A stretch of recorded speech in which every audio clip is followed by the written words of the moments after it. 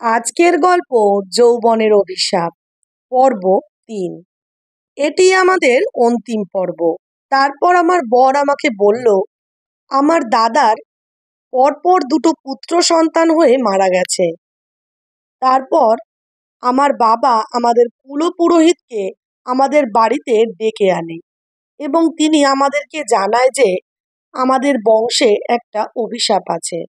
সেই জন্য আমাদের বংশে আমার দাদার ২বার পুত্র সন্তান হওয়ার পরেও মারা গেছে এবং পরবর্তীকালে যদি আবারও সন্তান হয়, সে ছেলে হোক কিংবা মেয়ে, সেই সন্তান আর বাঁচবে না। আর এটা শুনে আমার বাবার মাথা ঘুরে যায়।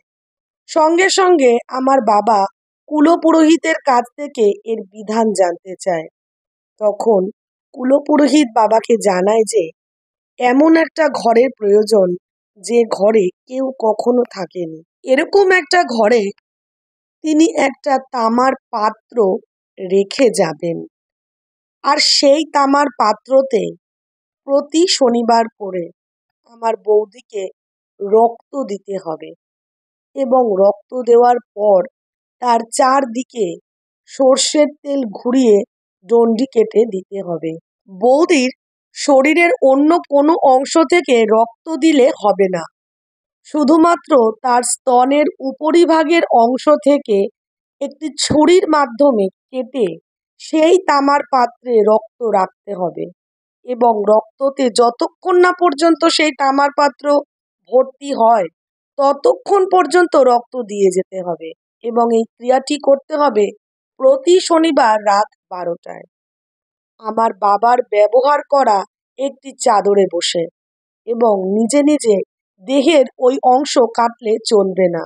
এই কাটার কাজটি করবে আমার বাবা এবং ওই ক্ষতস্থানে পরদিন নিমপাতা এবং হলুদ বেটে লাগাতে হবে।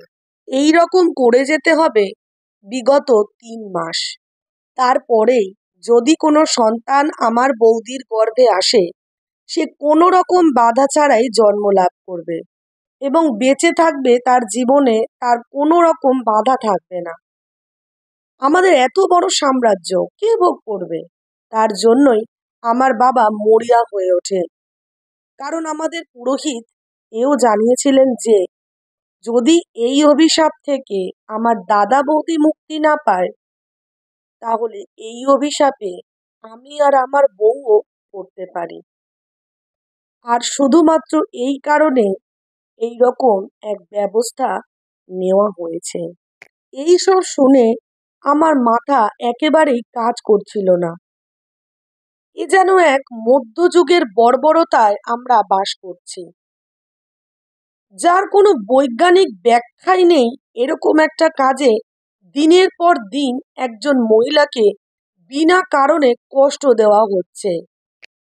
আমি সাথে সাথে এই কাজ বন্ধ করতে বলি এবং আমার বরকে বোঝানোর চেষ্টা করি আর বলি যে আমার বড় যাকে যেন শহরের কোনো হাসপাতালে কোনো বড় ডাক্তারকে দেখানো হয়।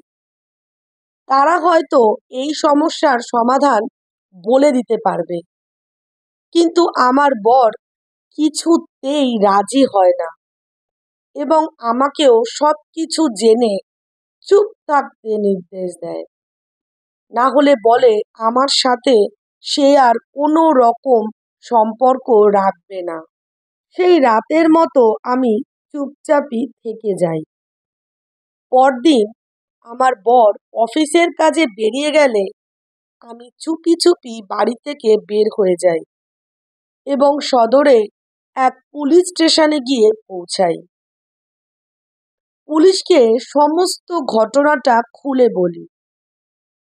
পুলিশ সব ঘটনা শোনে এবং তারপর আমার সাথে আমার শ্বশুর বাড়িতে এসে আমার বড় জায়ের সাথে কথা বলে। বড় জা পুলিশের সামনে কান্নায় ভেঙে পড়ে আর বলে যে তার আপত্তি থাকা সত্ত্বেও বারংবার তার সাথে এই রকম অন্যায় করা হচ্ছে। সে হয়তো আর বাঁচবে না, কারণ তার শরীরে আর এক ফোঁটাও রক্ত নেই।